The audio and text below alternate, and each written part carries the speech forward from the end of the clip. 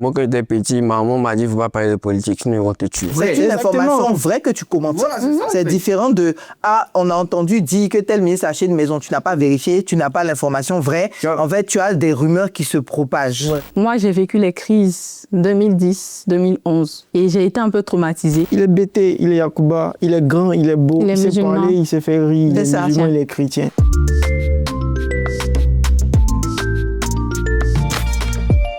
Alors, donc pour vous, le vote, c'est quoi? Un devoir, un droit, une option? Pour moi, en tout cas, c'est un devoir. C'est un droit, évidemment, puisque c'est inscrit. Hein, tout le monde a le droit de voter à partir d'un certain âge, en respectant certaines conditions.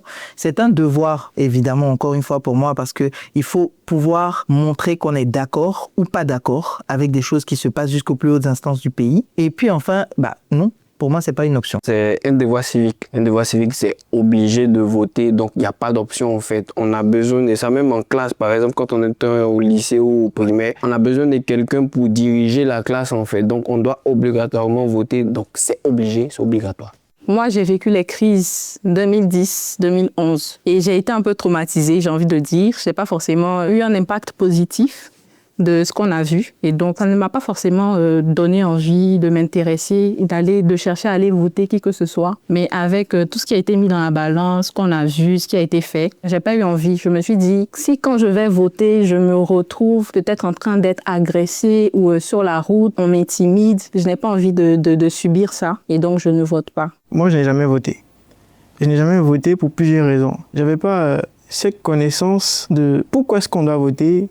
Pourquoi est-ce qu'il ne doit pas voter? On avait des préjugés autour du vote, relativement à l'environnement politique en Côte d'Ivoire. Quand on parle du vote, automatiquement, ça fait peur. Hein? Oui, grave. Ça fait peur. Au regard de cette peur-là, tu n'as pas cette envie, tu n'as pas cette certitude d'aller voter. Je pense que pour les élections prochaines en Côte d'Ivoire, on verra qu'il y a plus de participation dans les votes parce que les gens sont mieux informés et les gens réalisent vraiment ce qui se passe. Et ils se sont rendus compte qu'ils peuvent avoir un poids. C'est ça. Les réseaux sociaux ont un gros poids. On se rend compte qu'on fait pression et qu'on fait changer des choses.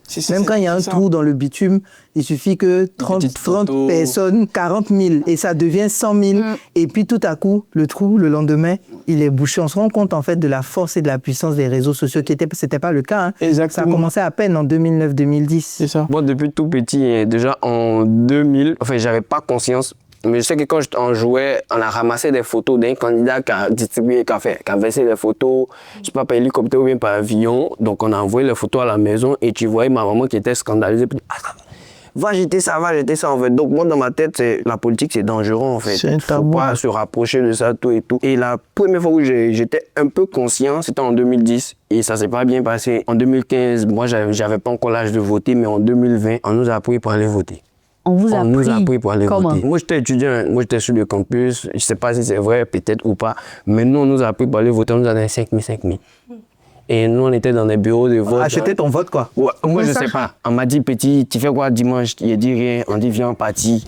Moi, je suis parti, il a regardé les choses des gens, il a surveillé un peu ça comme les représentants. Ouais. On a compté. Ils m'ont donné mon jeton. Et on se rend compte que si tu ne décides pas, on décide à ta place, en fait. Si tu n'es pas là, les gens vont gérer. Peut-être à lui, il a décidé, il a démissionné. Donc, on gère et puis tu subis pendant 5 ans, en fait. Donc, ça fait que ça a changé ma manière de voir les choses. Et puis, j'ai décidé de mettre mon métier à disposition de la population pour comprendre ce qui se passe. Et chacun va décider lui-même, quoi. Et vous pensez que vous avez, on va dire, que votre voix compte réellement? C'est vrai, on le dit, les réseaux sociaux, pour une route, ça va. Mais là, on parle de politique. Pour moi, évidemment qu'une voix a un poids, puisque c'est le total de ces voix-là qui donne un résultat. Maintenant, il faut choisir. On veut faire quoi? On veut aller où? Et je me rends compte qu'aujourd'hui, les jeunes ne s'attachent plus vraiment aux partis politiques. Avant, les gens votaient par affinité. C'est-à-dire, on ne pense pas pour le groupe, on ne pense pas pour l'avenir, on pense il est bêté, il est Yacouba, il est grand, il est beau, il sait parler, il sait faire rire, il est musulman, il est chrétien. On voit aujourd'hui, ça change. Hein. C'est notre fils. Le style politique en Côte d'Ivoire est arrivé, en fait. On est parti sur une question de parti unique. Donc, tout le monde, automatiquement, était dans ce parti unique-là. C'est après qu'il y a d'autres qui ont dit, non, il faut qu'on ait nos partis. Ça. Et c'est comme ça que c'est venu, en fait. Donc, cette histoire même de politique en termes de parti, nous, on n'a pas ça, en fait. On découvre ça maintenant. Et nous, les jeunes, on se rend compte que c'est pas parce qu'il est chrétien ou bien il est bêté que, forcément, ses idées me plaisent, en fait. C'est une question d'idéaux qu'on doit défendre, en fait. C'est maintenant que les mentalités sont en train de changer. on n'est pas suffisamment informé, on n'est pas outillé non plus sur tout ce qui est notion d'engagement citoyen, c'est ça en fait.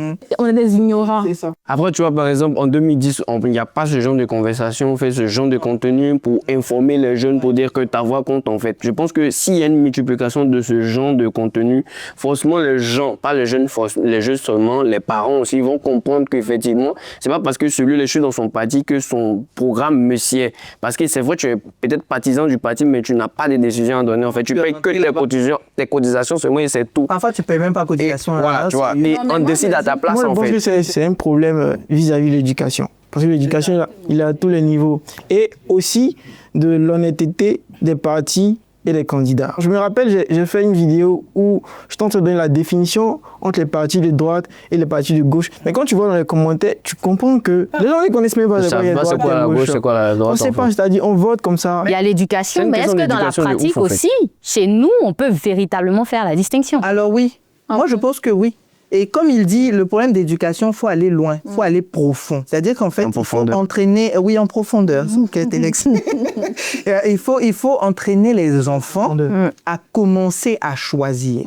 En fait, l'éducation civique commence quand on est petit. Il faut arrêter d'attendre que l'État fasse des choses, le ministère fasse des choses, l'école fasse des choses. Il faut que les parents arrêtent de démissionner. Mais en fait, dans l'isoloir, là, tu es seul. Non, ouais. On ne sait pas ce que on sait pas le choix que tu vas faire, c'est ça. Donc, faut aller choisir ton candidat toi seul. Tu n'es pas obligé de le dire, de l'affirmer. Tout le monde n'a pas le courage d'affirmer ses opinions. Ça, faut le dire. Tout le monde n'est pas leader d'opinion. Mais aujourd'hui, tout à l'heure, on a dit, il y a l'influence des réseaux sociaux, à la télé, on a la sensibilisation. Mais qu'est-ce qui fait que les gens se retiennent encore? Moi, quand j'étais petit, ma maman m'a dit, il ne faut pas parler de politique, sinon ils vont te tuer. C'est ce que moi, on m'a dit. Ma maman avait un pain d'un parti, mais on était à Abidjan. Elle ne pouvait pas porter les partis donnés à sa soeur au village pour porter. Parce qu'elle s'est dit là-bas, il y a assez de liberté, elle peut porter son pain tranquillement. Non, il n'y a pas assez de liberté. Là-bas, elle s'est dit, non, là-bas, c'est pour ça que je dis, elle n'est pas de son village. Elle s'est dit que si elle porte ici, les gens vont la remarquer. À toi.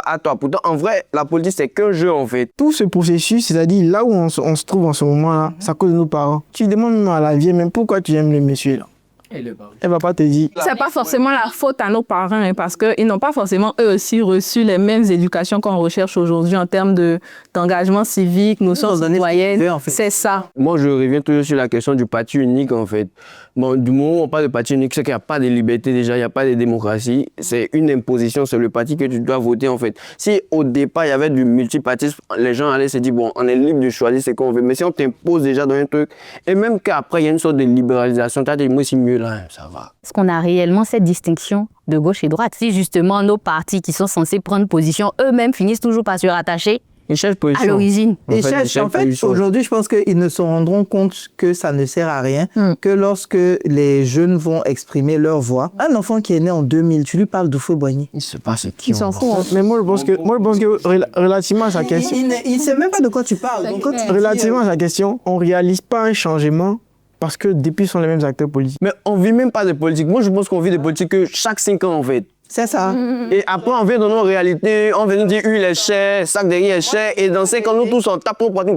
Après, huile est chère, tant, en fait. On vit genre 4 ans de vie. C'est ça, le problème de la politique, c'est au-delà de la politique en Côte d'Ivoire. Il y a des partis politiques que tu vas fustiger ou bien tu vas donner des informations et puis bon, on va t'appeler derrière là-bas pour te dire. Ça t'est déjà arrivé? Non, mais quand on parle de liberté ici, je pense que fais attention à ce que tu vas dire. Parce que libre à quel niveau? Parce que si tu es libre de dire certaines choses et ne pas dire certaines choses, c'est que tu n'es pas libre. C'est que tu n'es pas libre, en fait.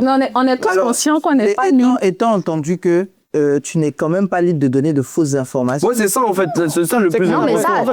Mais ça, c'est quoi on appelle fausse information? Alors, donner son avis ou donner son opinion sur un fait, ou critiquer sur un fait n'est pas forcément vrai, mais c'est une analyse que tu es en train de faire. C'est une base d'information vraie. C'est une information vraie que tu commentes. Voilà, c'est différent de on a entendu dire que tel ministre a acheté une maison. Tu n'as pas vérifié, tu n'as pas l'information vraie. En fait, tu as des rumeurs qui se propagent. D'accord? Donc, par exemple, c'est pour ça qu'on te dit attention quand même, parce que sur le numérique, ça va encore plus vite. En tout cas, la peur, c'est l'élément majeur, c'est vraiment le facteur majeur du fait que Et les moi, jeunes justement, ne s'impliquent pas. j'allais revenir à ça. Quand on parle du fait que la peur soit l'élément qui éloigne les jeunes Ils de la rejettent, politique, comment est-ce qu'on arrive à déconstruire? Comment est-ce qu'on arrive à briser cette peur pour qu'ils s'y intéressent? Et déjà, c'est de voir, comme il a dit, de voir de nouveaux acteurs politiques déjà dans le truc. C'est ça. Et puis des jeunes, en fait, qui vont... En fait, souvent, moi, je dis, le langage des politiques, moi, je ne comprends pas. Moi, j'ai vécu 99, 2002, Oui. 2004, 11. 2010.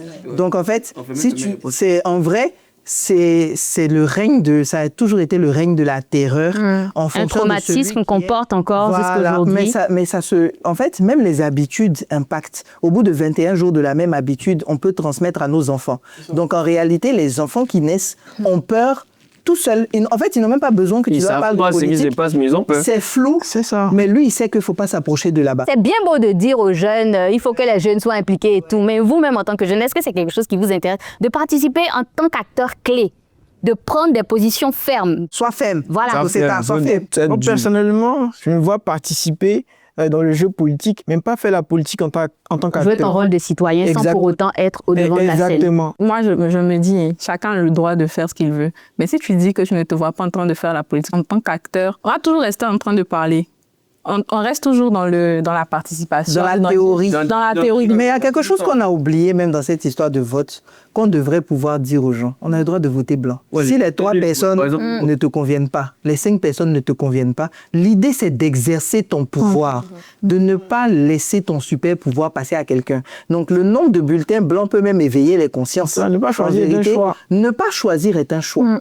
Donc dire oui, je ne choisis pas parce que vous me scandalisez, vous, parce que vous volez, parce que vous ne m'avez pas convaincu, parce que moi je vote blanc. Souvent, en t'abstenant de voter, tu fais gagner celui que tu ne veux pas voir. Donc à un moment donné, il faut prendre la décision d'assumer et puis de dire, tu n'es pas obligé de dire que ton bulletin était blanc, mais en ton âme et conscience, toi tu sais que tu n'as pas choisi aucun de ces gens-là. Le vote, c'est un moyen d'expression. C'est un moyen On d'expression. a entendu ce que vous même avez ne pas dit, mais- voter en allant voter, c'est aussi, tu as dit quelque chose, en fait. Les gens, ils sont découragés à un point.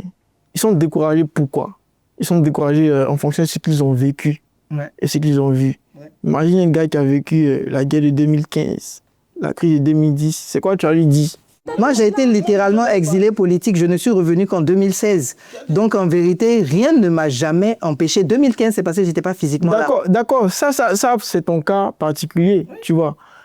Tu as eu même la possibilité d'être exilé. Il y a certaines personnes... Non, je n'ai pas eu la possibilité. Littéralement, je me suis enfui. C'était pas une possibilité. On m'a pas dit bonjour, mademoiselle, souhaitez-vous. Et ceux qui ne pouvaient pas fuir.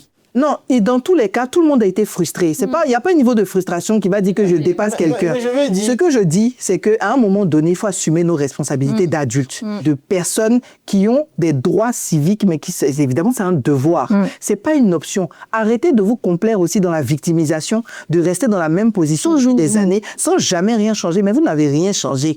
Alors, moi, je vais en placer une très rapidement. Une. Essayez de faire un rapport entre le vote et ce que vous achetez au marché. Hein. Si vous ne votez pas, le prix là, vous allez subir ça pendant 4 ans. C'est le changement que fait. Non, 4 ans. Tu vis 4 ans, puis 5e année, on va te blaguer les jolis messages, les petites pains, les salseries, les sardines.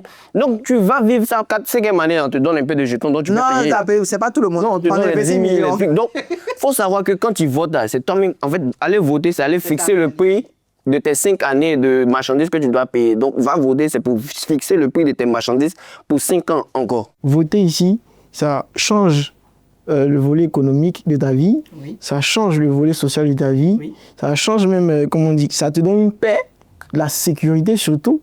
Voilà, donc c'est ce que je voulais dire relativement à ceux qui hésitent de voter. Allez-y voter pour le changement, pour être heureux en fait. C'est tout.